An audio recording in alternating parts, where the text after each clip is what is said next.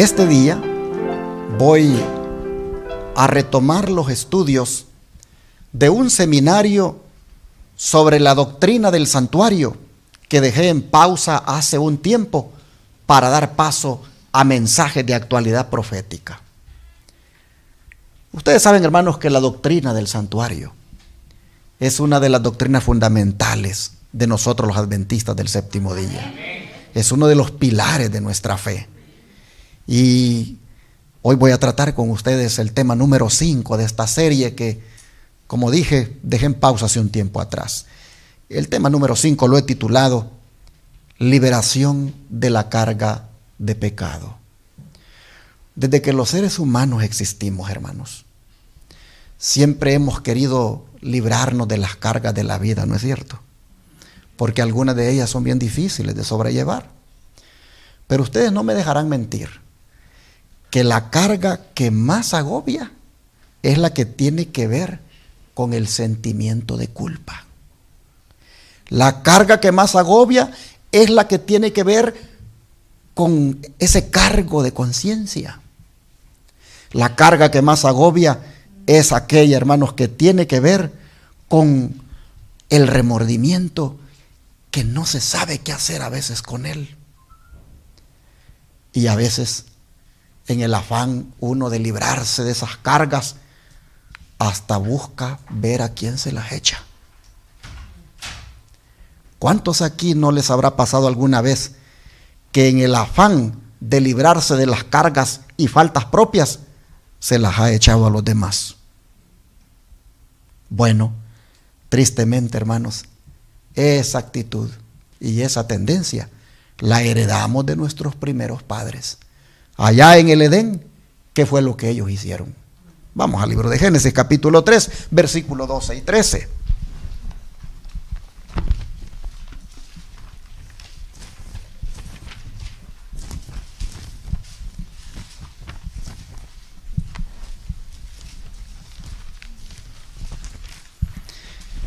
Génesis capítulo 3, versículo 12 y 13. Dice la Escritura: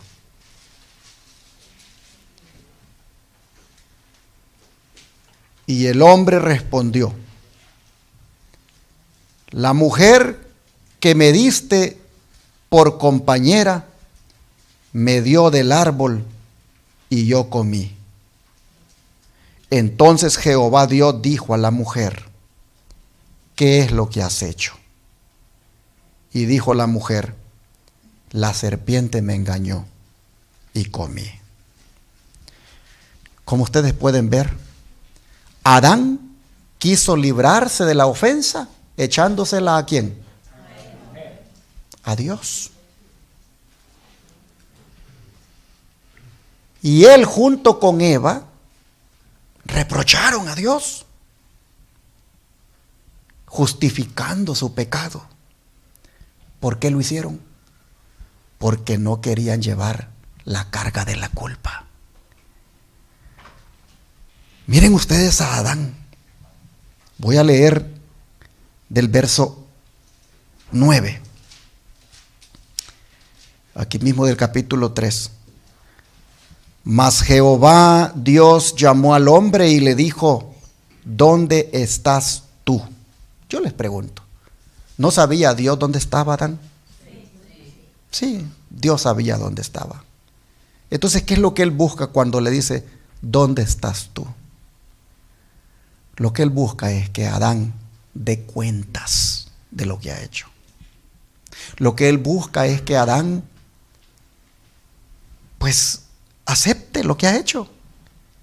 Y entonces nosotros miramos en el verso 10 que Adán responde: oí tu voz en el huerto y tuve miedo, porque estaba desnudo y me escondí. ¿Qué es lo que está pasando con Adán? ¿A qué le está poniendo más atención Adán? ¿Al pecado o a los efectos del pecado? Le está poniendo atención más a los efectos del pecado. Si ustedes se fijan, él dice: tuve miedo porque estaba, ¿qué cosa? Desnudo. Así es el ser humano. Así somos nosotros. Cuando pecamos, le ponemos más atención a las consecuencias del pecado que al pecado mismo. Adán está fijándose en que está desnudo y en que tiene miedo y por eso se ha escondido. Más que al pecado mismo, él está enfocándose en las consecuencias de dicho pecado. Y entonces Dios le dice, ¿y quién te enseñó? Le dice que estaba desnudo, versículo 11. ¿Quién te enseñó que estaba desnudo? Has comido del árbol que yo te mandé que no comieras. Y allí viene ya, ¿verdad?, la respuesta de él, reprochándolo, diciéndole, pues la mujer que me diste. Qué rápido, ¿verdad? Qué rápido los afectos naturales que tenía para con su esposa, qué rápido los perdió. Pues dice, la mujer que me diste. Mira el don de profecía cómo lo describe. Adán dice no podía negar ni disculpar su pecado, pero en vez de mostrar arrepentimiento, culpó a su esposa y de esa manera al mismo Dios. La mujer que me diste por compañera me dio del árbol y yo comí. Como quien dice, si no me hubiera dado esa mujer, pues entonces esto no hubiera pasado. Y ahora mire usted, el que por amor a Eva, dice, había escogido deliberadamente perder la aprobación de Dios, su hogar en el paraíso y una vida de eterno regocijo, ahora después de su caída, culpó de su transgresión a su compañera y aún a su mismo Creador. Tan terrible es el poder del pecado. Hermanos y hermanas, 3 cosas perdió Adán. Número 1, la aprobación de Dios. Número 2, su hogar en el paraíso. Y número 3, una vida de eterno regocijo. Mire todo lo que se perdió, hermanos, allí. Y lo peor, dice que lo hizo deliberadamente. ¿Saben lo que significa eso? Significa lo hizo con pleno conocimiento de las consecuencias. Eso no fue un accidente. Eso no fue una debilidad. Fue con pleno conocimiento de las consecuencias, deliberadamente. ¡Wow!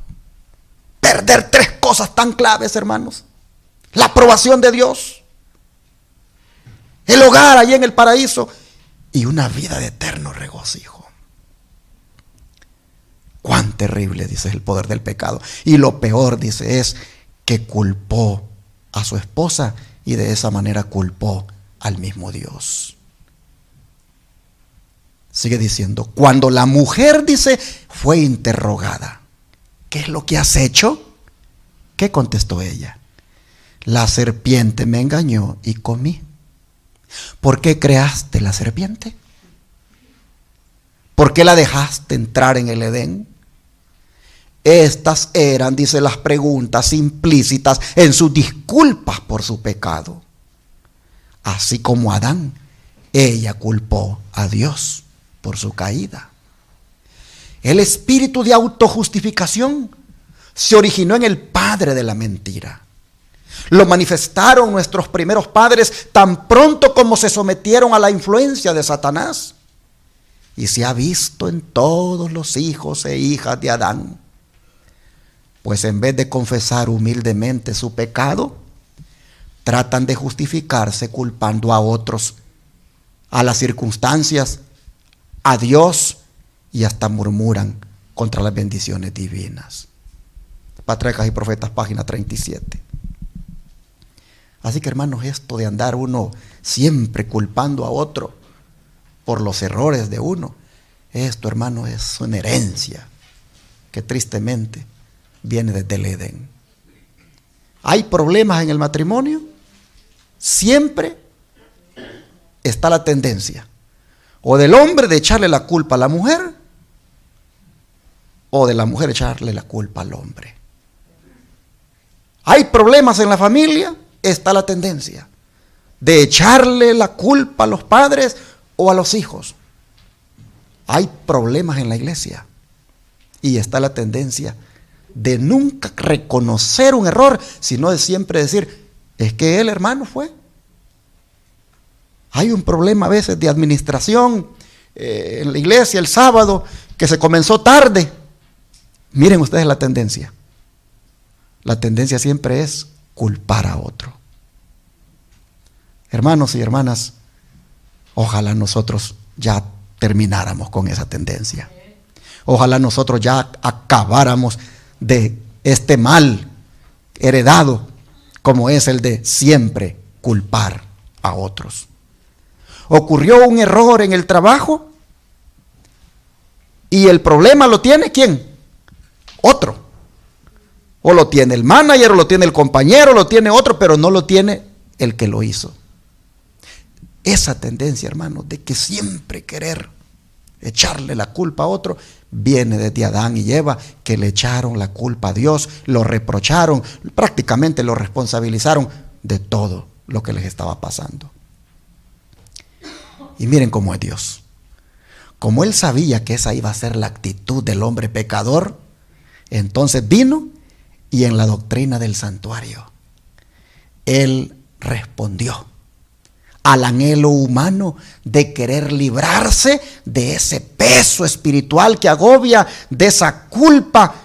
En el santuario, en la doctrina del santuario, Dios respondió, hermanos, a ese anhelo de querer librarse de la culpa, pero lo hizo de una manera contradictoria. Pues nosotros vemos en la doctrina del santuario que para que alguien pueda librarse de la culpa, otro debe llevar esa culpa. Y ya lo vamos a ver más adelante, pero antes quiero que miren cómo el principio que estoy aquí presentando se ilustró en los hermanos de José. Vamos al capítulo 50 de Génesis.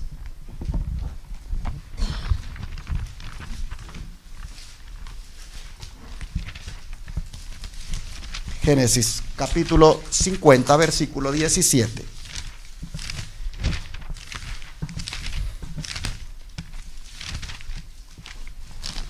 Vean ustedes lo que está aquí sucediendo. Así diréis a José: te ruego que perdones ahora la maldad de tus hermanos. ¿Y qué cosa? Su pecado. ¿A quién le van a decir? ¿A quién le van a decir ellos que perdone la maldad y también su pecado? ¿A quién, hermanos? A José. Porque mal te trataron. Por tanto, ahora te rogamos que perdones la maldad de los siervos del Dios de tu padre. Y José lloró mientras hablaban. Aquí, hermanos, nosotros vemos a los hermanos de José pedirles 2 veces que lleve sobre él el pecado que ellos han cometido. ¿Y por qué dije que lleve sobre él? Porque la palabra perdonar, hermanos, en el idioma original, significa llevar.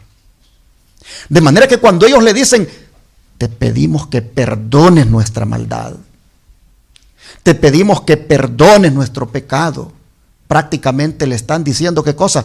Te pedimos que lleves nuestra rebelión, que lleves nuestra maldad. Lo que ellos están diciéndole es, esta culpa que sentimos, este remordimiento que nos embarga, este sentimiento que tenemos de haber hecho esta maldad, te pedimos que la lleves. Perdonar en el idioma original significa llevar. Oh, hermanos, aquí nosotros vemos en estos versículos la dimensión más completa del perdón que una persona afectada puede otorgar. Y es la de llevar las consecuencias del mal sin tomar represalias.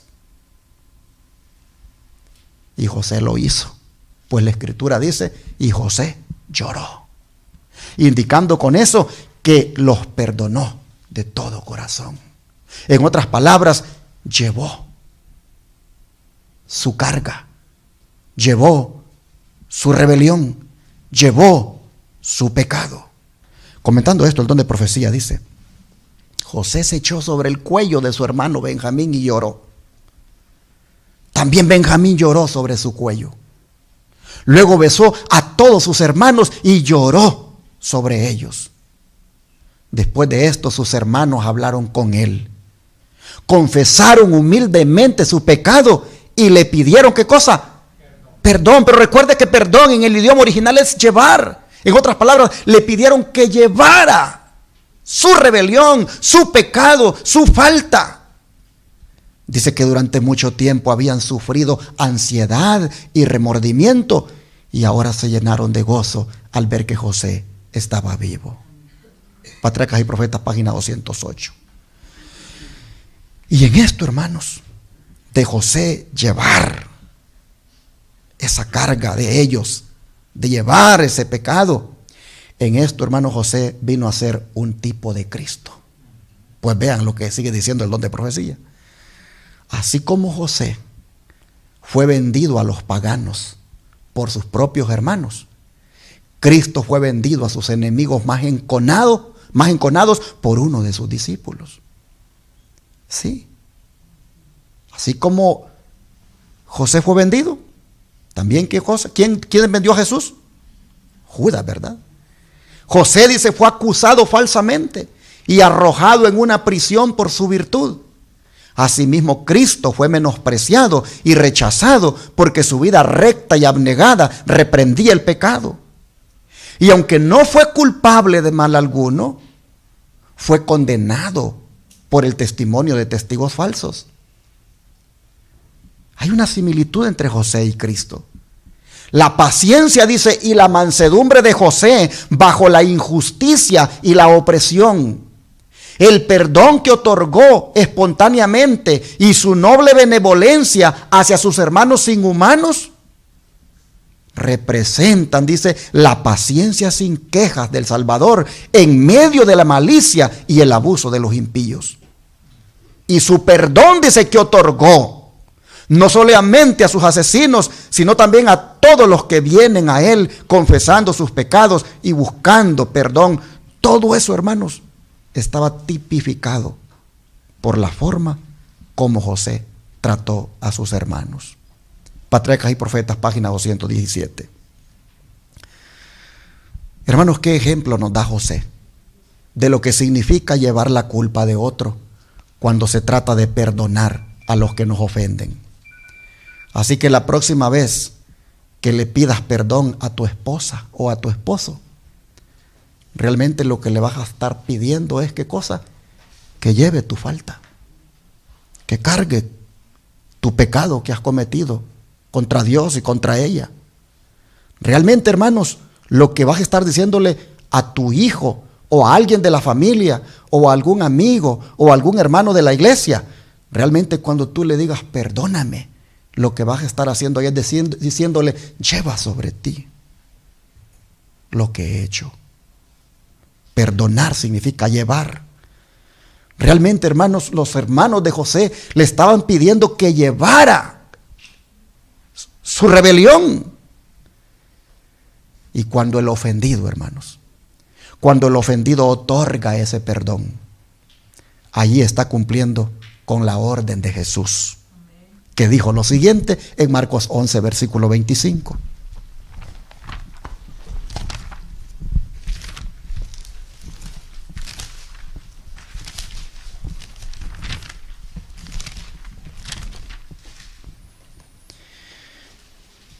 Y cuando estéis orando, ¿qué cosa?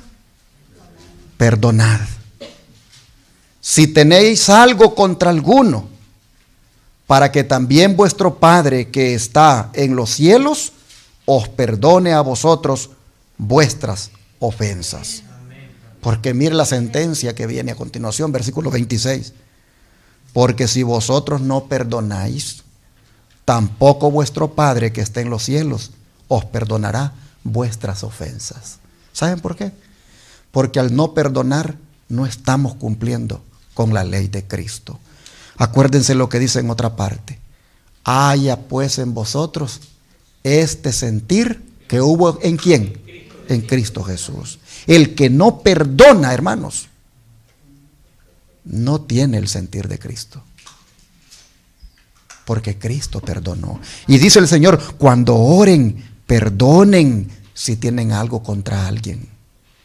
Yo no sé si en esta mañana tú estás aquí, delante de Dios, pero estás pensando en alguien que tú no lo has perdonado. Y que es más, hasta ha tratado de buscarte para hablar contigo. Ha tratado de ver cómo se reconcilia y tú has cerrado tu corazón. No sé si ese fuera el caso, hermano, hermana, pero esa persona lo único que quiere hacer es pedirte a ti que lleves su carga, que lleves su remordimiento, que lleves su culpa, que lleves su pecado, como los hermanos de José.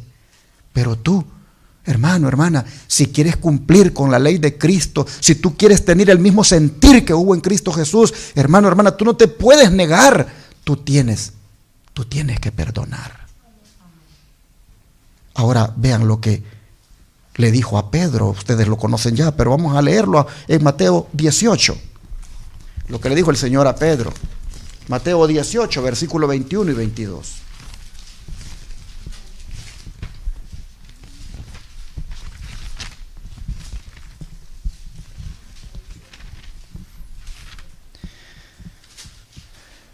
Entonces se le acercó Pedro y le dijo: Señor, ¿cuántas veces perdonaré a mi hermano que peque contra mí?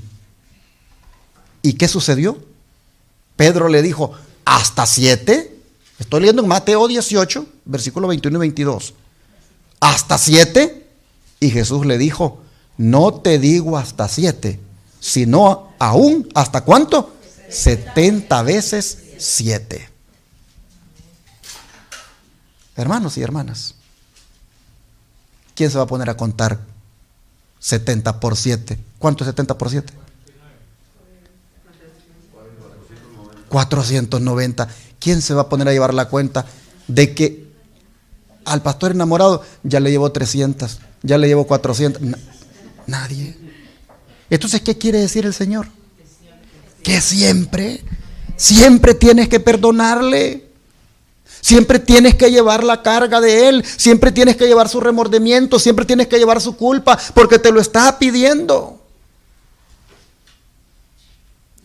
Hermanos, nosotros somos aquí las manos de Jesús, los pies de Jesús. Nosotros estamos aquí para ser los representantes de Jesús y tenemos que vivir como Jesús vivió. Llevar el nombre de cristiano, hermanos. Eso es bien amplio en cuanto al significado y es muy profundo. Mire lo que la sierva del Señor dice hablando de esto de Pedro. Los preceptos judíos imponían a los hombres el deber de perdonar ¿cuántas ofensas? 5. Y Pedro pensó que al sugerir 7 veces había alcanzado con ello el límite de la paciencia humana. Pero Jesús le hizo comprender que quienes tienen la mente divina y están imbuidos del Espíritu Divino otorgarán el perdón sin límites. Pregúntate, mi hermano, si tú estás con la mente divina, si tú estás imbuido del Espíritu Divino. Pregúntate. Porque si lo estás, entonces vas a perdonar sin límites. El plan, dice, y fundamento de la salvación es el amor. Y es el principio que debe gobernar a la familia humana. Si Cristo limitara su misericordia, su compasión y perdón a un cierto número de pecados, dice, cuán pocos se salvarían. cuán pocos se salvarían si Cristo limitara su misericordia, su compasión y su perdón a cierto número de pecados. Pero dice la misericordia de Cristo, al perdonar las iniquidades de los hombres, nos enseña que debe haber un perdón abundante para las ofensas y pecados que nuestros prójimos cometen contra nosotros. Cristo dio esta lección a sus discípulos para corregir los males que enseñaban y practicaban por precepto y ejemplo los que interpretaban las escrituras en ese tiempo. Alza tus ojos, página 41. Los rabinos decían con 5 veces que le perdones ya es suficiente. Pedro dijo, creo que con 7 habré pasado el límite de la paciencia humana. No, le dijo el Señor. Mis hermanos, cuando alguien anda desesperado pidiendo perdón, hay que otorgárselo de una manera liberadamente. Hay que otorgárselo. Sigue diciendo, que no rehúsen perdonar, dice la sierva del Señor, a un pecador arrepentido, los que en sí mismos hayan pecado contra Dios. Si hemos nosotros pecado contra el Señor y Él nos ha perdonado, ¿cómo no vamos nosotros a perdonar a los que nos ofenden, mis hermanos? En la misma forma dicen que traten a sus semejantes, que en espíritu o de hecho los hayan perjudicado y se hayan arrepentido después. En la misma forma dice Dios los va a tratar a ellos por sus defectos de carácter. Es decir, seremos tratados, hermanos, de la forma pues misericordiosa por parte del Señor, como nosotros también tratemos a otro. El que no demuestre, dice, misericordia con sus semejantes, no puede esperar ser amparado por la misericordia de Dios. Si rehúsa cultivar esta gracia divina en sí mismo, sufrirá los resultados de su negligencia.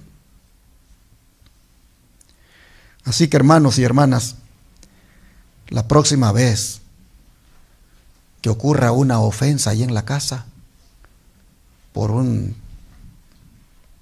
exabrupto de carácter, por un descontrol que pueda ocurrir, hermanos, no se nos olvide que hay que perdonar. Si el esposo te pide perdón, hermano, hermana, perdónale. Si la esposa te pide perdón, perdónala. Sigue diciendo el don de profecía, debemos recordar que todos cometen equivocaciones, pero Dios no los abandona a causa de sus errores. A cada descarriado hijo o hija de Adán les da el privilegio de otra oportunidad. El verdadero seguidor de Jesús manifiesta un espíritu como el de Cristo hacia su descarriado hermano. En lugar de hablar condenando, recuerda las palabras, que el que haga volver al pecador del error de su camino, salvará de muerte un alma y cubrirá multitud de pecados. Santiago 2:20. Así está escrito en Lugares Celestiales, página 292. De manera, mis hermanos, que para estar a tono con esta instrucción del Señor de perdonar hasta 70 veces 7, es decir, siempre, para estar a tono con esto, atendamos las instrucciones del apóstol Pablo que nos da en Romanos 12, versículo 19 al 21.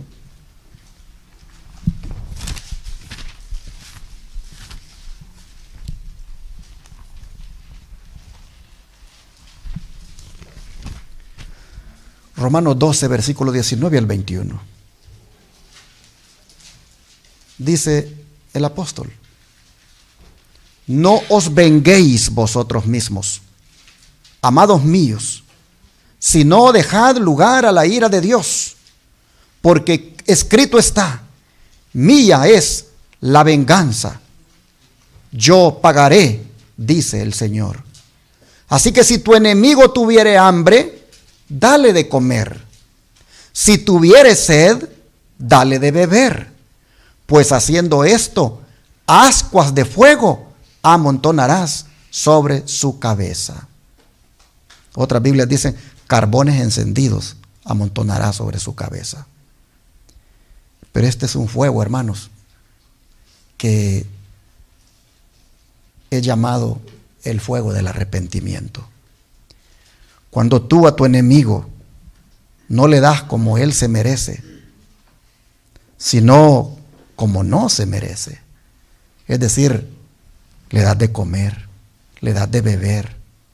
Prácticamente, pues no le pagas con la misma moneda, sino que pagas con el mal, sino que pagas el mal, mejor dicho, ¿con qué? Con el bien. Cuando tú haces eso, tú estás poniendo carbones encendidos en la cabeza de esa persona. Es decir, los fuegos del arrepentimiento se producen en esa persona, porque esa persona está viendo que lo están tratando de una manera diferente. Hermanos, esto lo leemos y lo hemos leído muchas veces, pero ¿cuántas veces lo hemos puesto en práctica? Nosotros somos un pueblo que se está preparando para ir al cielo, ¿sí o no? Somos un pueblo que cada sábado no viene a reunirse por reunirse, sino que viene para ver de qué manera queda cada vez mejor preparado para ir al cielo. Y el Señor ahora dice, mira, si tú quieres ir al cielo, aprende a entender esto, de lo que significa liberarse de la carga del pecado, que es prácticamente pidiéndole a otro que la lleve, como se lo dijeron los hermanos a José. Hermanos y hermanas, volviendo a la doctrina del santuario, veamos cómo el Señor dispuso las cosas allí para que el pecador se liberara de su carga de pecado. Vamos a Levíticos capítulo 4, versículos 22 al 24.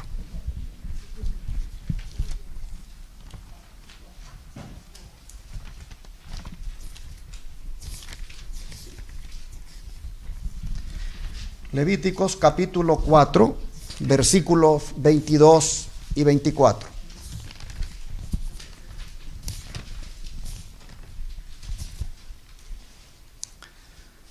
Dice, cuando pecare un jefe e hiciere por yerro algo contra alguno de todos los mandamientos de Jehová su Dios, sobre cosas que no se han de hacer, y pecare, luego que conociere su pecado que cometió, presentará por su ofrenda un macho cabrillo sin defecto, y pondrá su mano sobre la cabeza del macho cabrillo, y lo degollará en el lugar donde se degüelle el holocausto, delante de Jehová.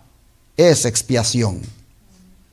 A ver, hermanos, cómo Dios, en la doctrina del santuario, enseñó a sus hijos que se liberaran de la culpa, prácticamente descargando la culpa en otro. Y en este caso, según lo que hemos leído, era en una víctima inocente, como lo es el macho cabrillo, o el cordero, como también es llamado en otras partes de la Escritura. Nosotros miramos que Dios dispuso que el pecador descargara su carga en el santuario, prácticamente haciendo que llevara el animalito inocente su carga. Pero mire Levíticos ahora capítulo 5, aquí mismo en Levíticos capítulo 5, versículos 5 y 6.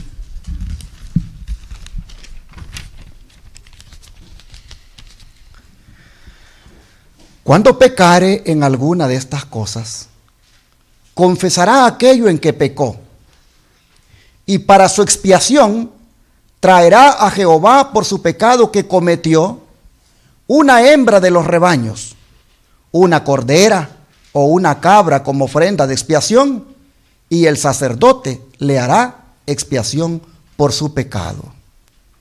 Así que noten los pasos, noten cómo Dios en el santuario enseña cómo se libera el hombre de la culpa, cómo se libera el hombre de la carga del pecado, transfiriéndola a una víctima inocente.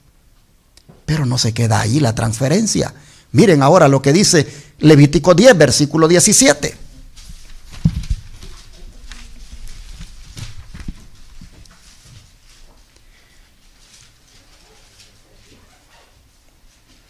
Vamos a leer del 16 para tener más completo el cuadro. Y Moisés preguntó por el macho cabrillo de la expiación, y se halló que había sido quemado.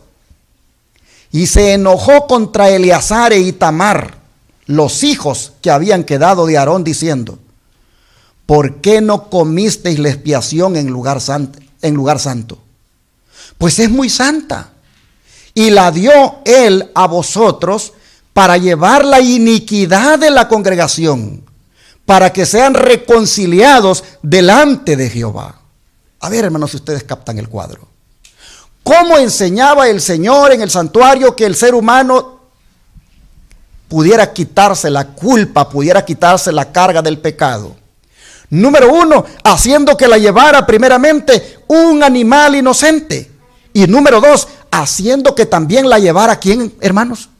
El sacerdote. Miren ustedes cómo dice el versículo que acabamos de leer. Vuelvo a leerlo. ¿Por qué no comisteis la expiación en lugar santo? Pues es muy santa, y la dio él a vosotros para llevar, ¿qué cosa? La iniquidad ¿de quién? De la congregación, para que sean reconciliados delante de Jehová. Dios en el santuario dispuso las cosas de una forma que los pecadores pudieran descargarse de la culpa en la víctima inocente, como era el animalito, y también en el sacerdote, quien la llevaba por todos ellos. Ahora mire, número 18, verso 1. Número 18, versículo 1.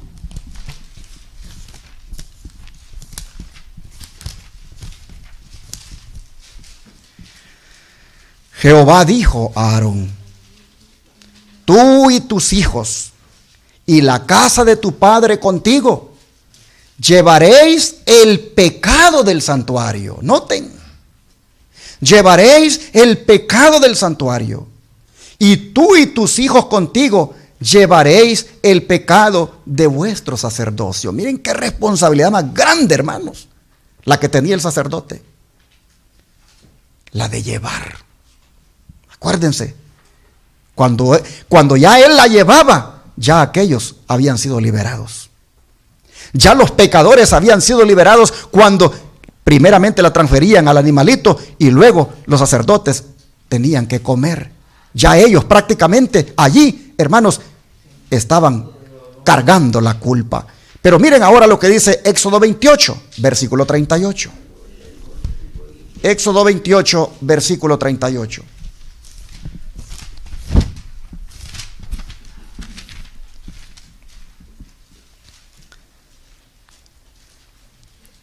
Y estará sobre la frente de Aarón, y llevará Aarón las faltas cometidas en todas las cosas santas que los hijos de Israel hubieran consagrado en todas sus santas ofrendas, y sobre su frente estará continuamente para que obtengan gracia delante de Jehová. Para obtener gracia delante de Jehová, era necesario que el sacerdote, hermanos, llevara las faltas cometidas de todos aquellos que las confesaban. Así que, como vemos, las leyes que Dios dio al antiguo Israel tenían el propósito de demostrar que algo o alguien debía llevar el pecado de otro. El don de profecía nos lo explica de esta manera. La parte más importante del servicio diario era la que se realizaba en favor de los individuos. El pecador arrepentido traía su ofrenda a la puerta del tabernáculo y, colocando la mano sobre la cabeza de la víctima, confesaba sus pecados. Así, en un sentido figurado, los trasladaba de su propia persona a la víctima inocente. Luego mataba al animal con su propia mano, y el sacerdote llevaba la sangre al lugar santo y la rociaba ante el velo detrás del cual estaba el arca que contenía la ley que el pecador había violado. Ya ustedes vean la transferencia ahora del santuario, perdón, del pecado. Ahora ya el sacerdote lo está transfiriendo ¿a dónde? Al santuario. Voy para atrás. Dice, voy a leer donde dice: luego mataba al animal. Luego mataba al animal con su propia mano. Y el sacerdote llevaba la sangre al lugar santo y la rociaba ante el velo, detrás del cual estaba el arca que contenía la ley que el pecador había violado. Con esta ceremonia y en un sentido simbólico, el pecado ahora era trasladado ¿a dónde? Al santuario por medio de la sangre, al lugar santo. Pero el sacerdote, dice, debía comer la carne, tal como Moisés ordenó a los hijos de Aarón, diciendo: la dio él a vosotros para llevar la iniquidad de la congregación. Las dos ceremonias simbolizaban por igual el traslado del pecado del hombre arrepentido al santuario. ¿Por qué Dios dio esta doctrina del santuario? Para enseñarle al hombre cómo podía librarse de la culpa, para enseñarle al hombre cómo podía librarse de la carga del pecado, transfiriendo primeramente al animalito, luego el sacerdote llevándola y luego esparciéndola sobre el velo. Finalmente se transfería así la culpa de todos. Dice, con el traslado de los pecados de Israel al santuario, los lugares santos quedaban manchados y se hacía necesaria una obra especial para quitar de allí los pecados. Dios ordenó que se hiciera expiación para cada una de las sagradas divisiones, lo mismo que para el altar. Así, dice Levíticos, lo limpiará y lo santificará de las inmundicias de los hijos de Israel. Mediante este servicio anual se le enseñaba al pueblo importantes verdades acerca de la expiación. En la ofrenda por el pecado que se ofrecía durante el año, se aceptaba un sustituto en lugar del pecador. Pero la sangre de la víctima no hacía completa expiación por el pecado. Solo proveía un medio en virtud del cual el pecado se transfería al santuario. Al ofrecerse la sangre, el pecador reconocía la autoridad de la ley, confesaba la culpa de su transgresión y expresaba su fe en aquel que habría de quitar los pecados del mundo. En otras palabras, ese corderito, símbolo de Cristo, ese sacerdote, símbolo del sacerdocio de Cristo, eran, hermanos, un medio de enseñar una lección de en quién realmente se debía tener la fe, en aquel que vendría como el Cordero de Dios que quitaría los pecados del mundo. Pero lo más sorprendente de todo, hermanos, es que no solamente el animalito, no solamente el sacerdote y no solamente el santuario llevaban la culpabilidad del hombre, sino que la llevaba Dios mismo. Pues vean ustedes lo que está escrito en Éxodo 34, versículos 6 al 7. Éxodo 34, versículos 6 al 7.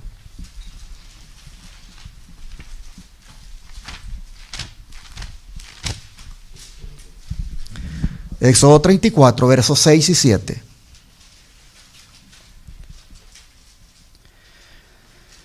Y aquí dice la palabra del Señor: y pasando Jehová por delante de él, proclamó: Jehová, Jehová, fuerte, misericordioso y piadoso, tardo para la ira y grande en misericordia y verdad, que guarda misericordia a millares.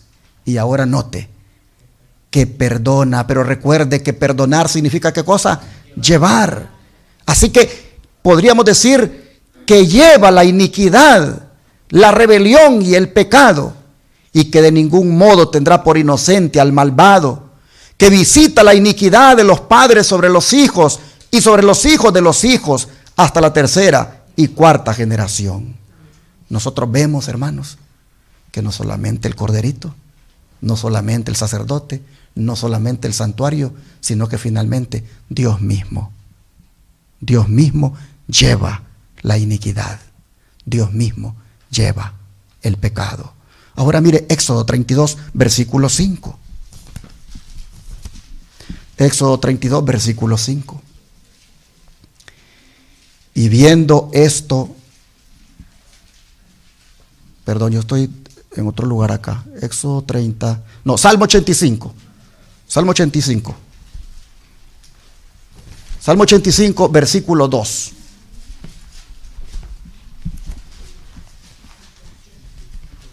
Salmo 85, versículo 2.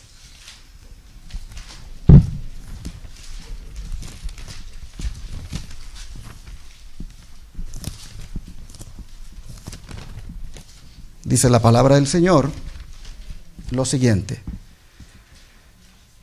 Vamos a ver del 1 para que tengamos mejor el cuadro. Dice: fuiste propicio a tu tierra, oh Jehová. Volviste la cautividad de Jacob. Perdonaste. Recuerde, el idioma original dice llevar. Llevaste la iniquidad de tu pueblo. Todos los pecados de ellos, ¿qué cosa? Cubriste. Así que nosotros vemos, mis hermanos, cómo la Escritura nos menciona que hasta Dios mismo llevaba el pecado. ¿Cuándo qué? Cuando se los perdonaba. Siempre recuerde, cuando pedimos perdón, estamos pidiendo que lleve nuestra culpa, que lleve nuestra carga, que lleve, mis hermanos, nuestra ofensa. Y eso no solamente sucede cuando se lo decimos a Dios, sino que también se lo decimos cuando se lo decimos a un pariente cercano o a cualquier persona. Mire lo que dice Oseas 14, como aquí también el profeta lo menciona. Oseas 14, versículo 2.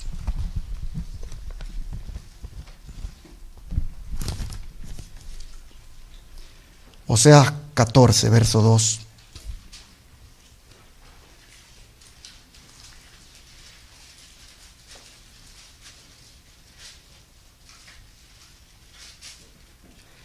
Voy a leer del 1.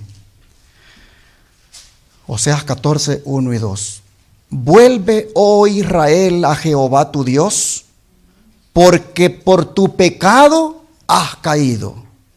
Llevad con vosotros palabras de súplica, y volved a Jehová y decidle: quita toda iniquidad y acepta el bien, y te ofreceremos la ofrenda de nuestros labios. Noten lo que le dice el profeta al pueblo: que vayan a Dios y le digan: quita, oh Jehová, toda iniquidad. Porque Jehová, hermanos, tiene ese grande amor y misericordia de cargar con nuestras faltas. El don de profecía, comentando esto, dice: no debemos procurar reducir nuestra culpa hallándole excusas al pecado. Debemos aceptar el concepto que Dios tiene del pecado, algo muy grave en su estimación. Solamente el Calvario puede revelar la terrible enormidad del pecado. Nuestra culpabilidad nos aplastaría si tuviéramos que cargarla, pero el que no cometió pecado tomó nuestro lugar. Aunque no lo merecía, llevó nuestra iniquidad. De manera que si confesamos nuestro pecado, Dios es fiel y justo para perdonar nuestros pecados y limpiarnos de toda maldad. Verdad gloriosa. Él es justo con su propia ley y es a la vez el justificador de todos los que creen en Jesús. ¿Qué Dios como tú, que perdona la maldad y olvida el pecado del remanente de su heredad, no retuvo para siempre su enojo, porque se deleita en misericordia? Discurso Maestro, Jesucristo, página 98. Por supuesto, hermanos, que cabe aclarar aquí que cuando Dios lleva los pecados, pues son los pecados de aquellos que lo confiesan. No el pecado de todo el mundo, sino el pecado de aquellos que lo confiesan. Y David nos lo dice bien claro. Vamos al Salmo 32. Versículo 1 al 7. Salmo 32, versículo 1 al 7. Vean ustedes cómo aquí el Señor nos enseña a través de David. Dice: bienaventurado aquel cuya transgresión ha sido llevada y cubierto su pecado. Bienaventurado el hombre a quien Jehová no culpa de iniquidad y en cuyo espíritu no hay engaño. Mientras callé, se envejecieron mis huesos en mi gemir todo el día, porque de día y de noche se agravó sobre mí tu mano. Se volvió mi verdor en sequedades de verano. Mi pecado te declaré y no encubrí mi iniquidad. Dije, confesaré mis transgresiones a Jehová, y tú llevaste la maldad de mi pecado. Por esto orará a ti todo santo en el tiempo en que puedas ser hallado. Ciertamente en la inundación de muchas aguas no llegarán estas a él. Tú eres mi refugio, me guardarás de la angustia, con cánticos de liberación me rodearás. Hermanos y hermanas, cómo David enfatiza que al confesar los pecados, el Señor llevó la maldad de él. ¿Por qué David vino a Dios con su carga? Porque eso lo tenía él, pues prácticamente deprimido, desanimado. Lo tenía, hermanos, afligido. Porque el pecado es eso, una carga. Mire cómo lo dice en el Salmo 38. En el Salmo 38 y el verso 4.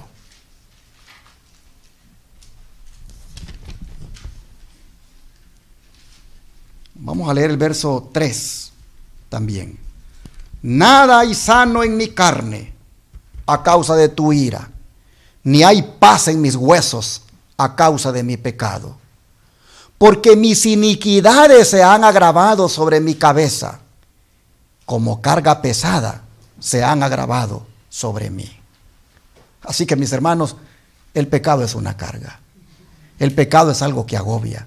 El pecado es algo que David dice, hace que hasta los huesos sufran. El pecado, hermanos, es algo asqueroso y odioso. Y nosotros, más que lamentarnos por las consecuencias del pecado, lamentémonos por el pecado mismo. Más que llorar por las consecuencias del pecado, lloremos por haber pecado. Pecado es errar al blanco. ¿Quién de ustedes erró al blanco esta semana? Me imagino que todos.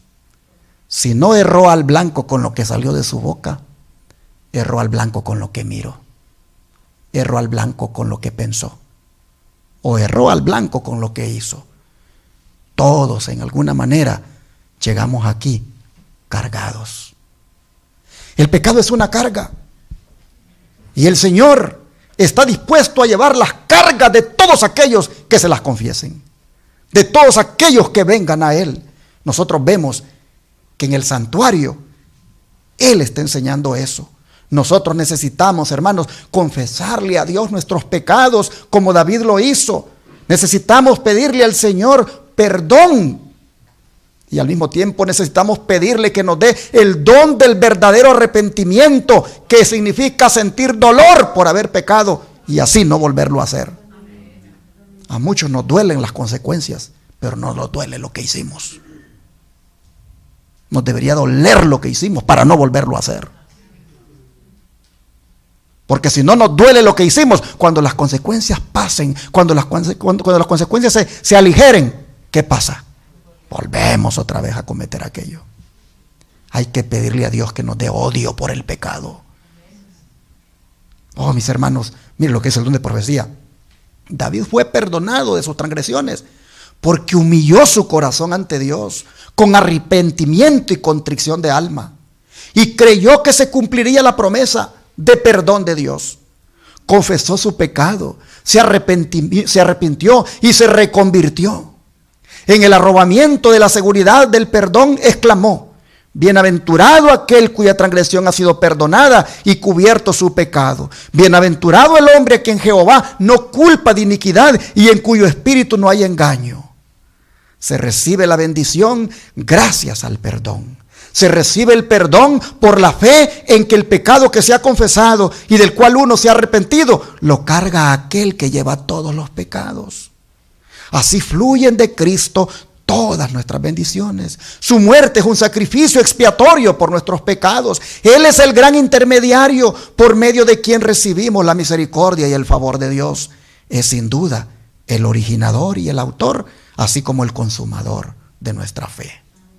Manuscrito 21 del año 1891 y está en Cristo Triunfante, página 152. Yo quisiera ya ir terminando este mensaje destacando 3 versículos de la palabra de Dios, donde nosotros miramos, hermanos, cuán grande es el amor de Dios para nosotros. Mire Miqueas, como lo dice, capítulo 7. Miqueas, capítulo 7, versículo 18.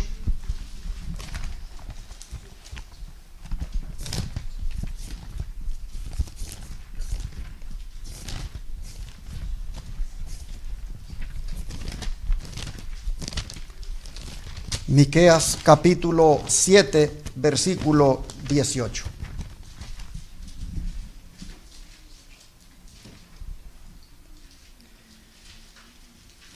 ¿Qué Dios como tú,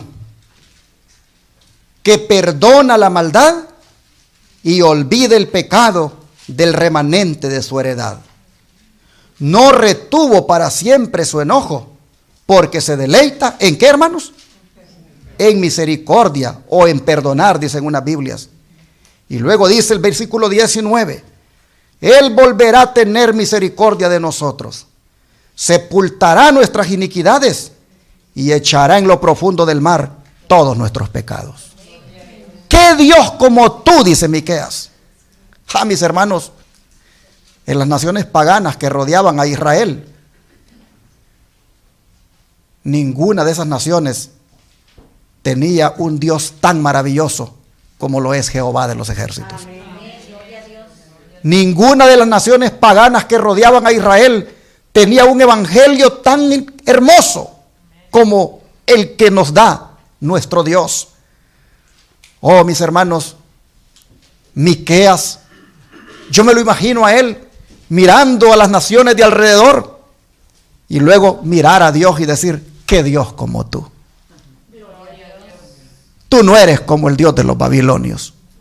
Tú no eres como el Dios de los filisteos. Tú no eres como el Dios de los amorreos. Tú eres un Dios que perdona. Y cuando perdona, le da la oportunidad otra vez al pecador de que pueda rehacer su vida. ¿Qué Dios como tú? Oh, mis hermanos, cuando el Señor nos perdona, nos da otra oportunidad de vivir una vida en paz. El Señor quita la carga. Cuando nosotros, hermanos, invocamos esa sangre de Cristo, esa sangre que derramó Él como cordero, cuando nosotros invocamos esa sangre nos lava y nos limpia de toda inmundicia. ¿Qué Dios como tú? Dice Miqueas. Con razón Pablo dijo en Romanos capítulo 8, versículo 31 al 34 lo siguiente. Romanos capítulo 8, versículo 31 al 34.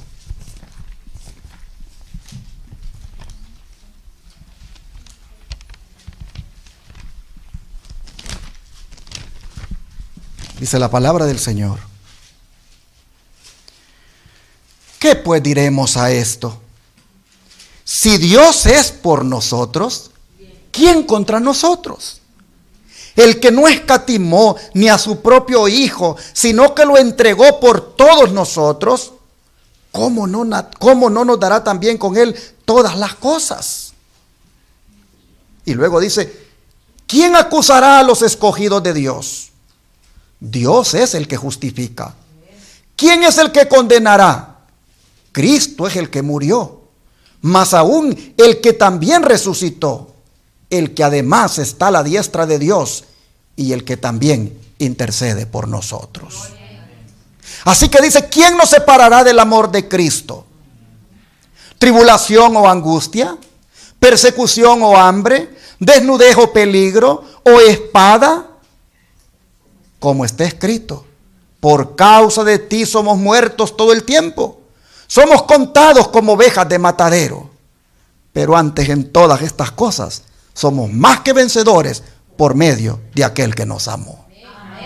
De manera, mis hermanos, que dice el apóstol en el versículo 38 y 39, que estoy seguro de que ni la muerte ni la vida, ni ángeles ni principados, ni potestades, ni lo presente ni lo porvenir, ni lo alto ni lo profundo, ni ninguna otra cosa creada nos podrá separar del amor de Dios que es en Cristo Jesús, Señor nuestro.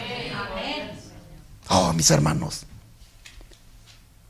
qué Dios como tú, dijo Miqueas. Y Pablo dice, es un Dios que no está contra nosotros, sino que es por nosotros. Así nosotros vemos, hermanos, que en la doctrina del santuario el Señor enseña cómo el pecador puede liberarse de la carga, y es entregándola o depositándola o diciéndole a Dios, llévala por mí. Y para cerrar entonces, atendamos la invitación de Cristo que está en Mateo capítulo 11, versículo 28. Mateo 11, versículo 28.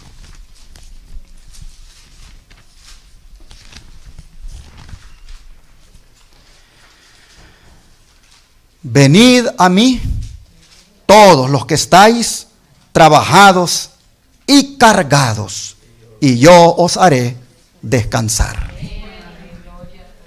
Pregunto en esta hora, ¿cuántos de ustedes quisieran que le pidamos a Dios que nos libre de la carga del pecado? Oh, mis hermanos, ¿cuántos de ustedes quisieran que le pidamos a Dios que Él se haga cargo de nuestro pecado ahí en la corte celestial?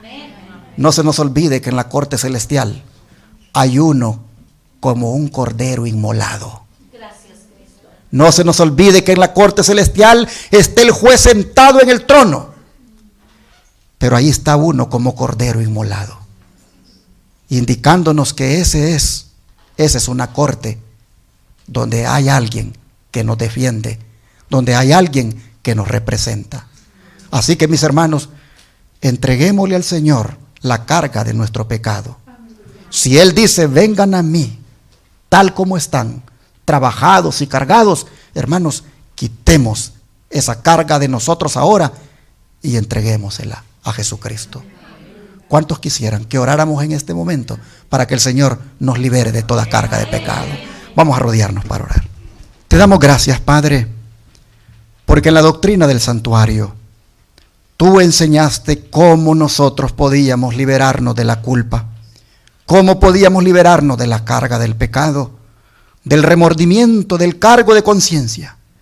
Y es sencillamente entregándoselos a otro, y en este caso a Jesucristo nuestro Señor.